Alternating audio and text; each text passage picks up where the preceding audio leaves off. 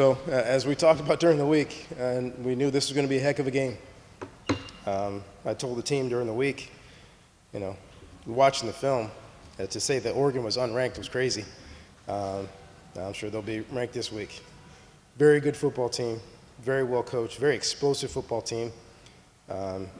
Early in the first half, just gave them too many big plays. Too many big plays. Settled down for a little bit, and then offensively didn't take advantage of our opportunities. In the red zone twice with opportunities to score touchdowns, and we got field goals. And we talked about it during the course of the week. This is a team you cannot kick a bunch of field goals. We got a couple field goals, and then we missed a field goal. So, that's what happens to tight games like this. You can't give up big plays. You can't turn the ball over. And you can't miss opportunities. And that's what happened to us. Now, typical Stanford guys, we showed great heart. We showed great fight, got after it, and came back. And every time we went down, we came back. And there's no quitting us. The guys fought all the way to the end. Needed to make one more play. And we didn't make it, so we didn't win the game.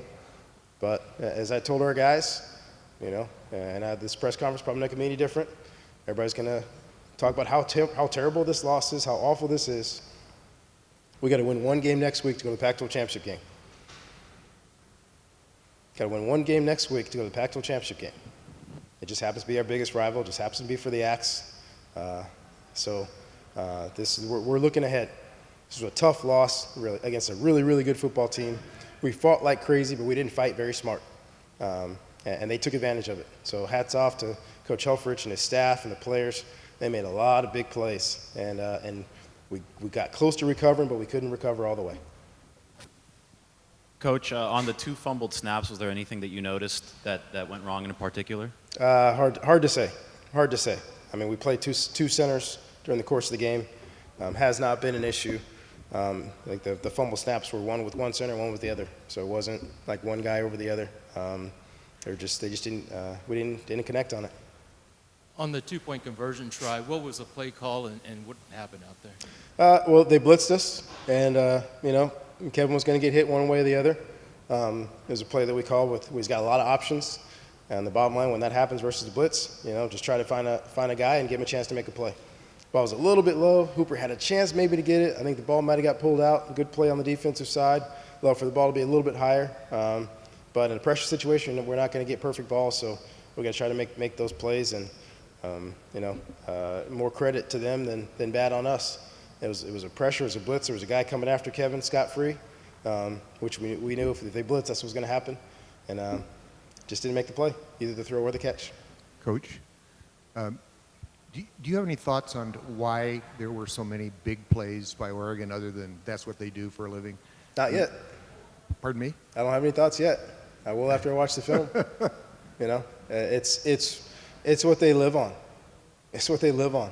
If you make them go 3 to 4 yards at a time, you give yourself a chance. You let them go 50 and 60, you end up in a shootout like this. If we're able to get stops, I can't tell you right now if guys were out of their gaps. I can't tell you what happened. All I know is we gave up some big plays. But you combine that early in the game offensively with being down in the red zone, have a chance for touchdowns and get field goals. That's the balance. That's how this game balanced out. We were moving the ball down the field, and we didn't capitalize in the end zone. Defensively, we would get stopped, we would get a stop, and then a big play. And you can't play these guys like that. They're too good. Coach, your team still has its goal in sight of winning the Pac-12, but how do you feel about basically having your chances of getting into the playoff erased here? I don't have a comment on that.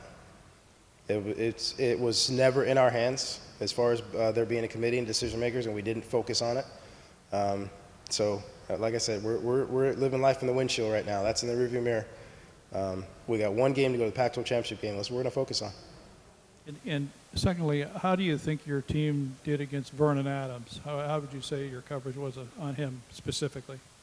I don't think we did anything well enough tonight. We balled him up for the most part as a runner, but we dropped coverage twice as we were scrambling, which we know that's how he makes yards. He's a dynamic athlete, and he can make plays take a long time. And he was able to scramble back there, move back there, and then find big plays down the field. And we just cannot give those up. And we did. Coach, you mentioned having to settle for field goals.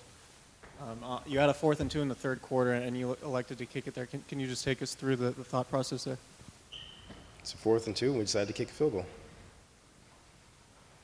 I mean, I don't know what else you want me to say. It's a decision we try to make. We go for a lot of 4th downs, and I've given the guys that have been in the room kind of my situation there. When we have a lead, yeah, we'll go for those. If the games are especially early on and it's a close game, we're going to play field position. We're going to kick a field goal or we're going to punt it. We're within range, and we decided to kick it. Coach, do you have any Not updates that on? complicated. Go ahead. Do you have any updates on Ronnie Harris at this point? Ronnie's going to get checked again. We'll see. It's some kind of an ankle. I don't know how bad, but we'll check it out. Coach, did you say Schuler was in the first fumbled snap? I believe so. I'm sorry. I believe so. What about the second one? That was Johnny Caspers.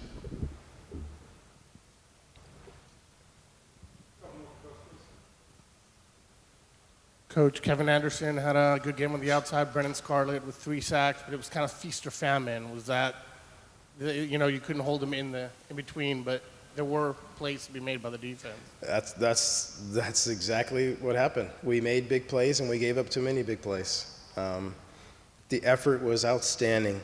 The fight was outstanding. We're down 2 scores and the guys never stopped fighting. And I take my hat off to our guys for that. We gave them way too much. We gave them way too much, and really in all 3 phases.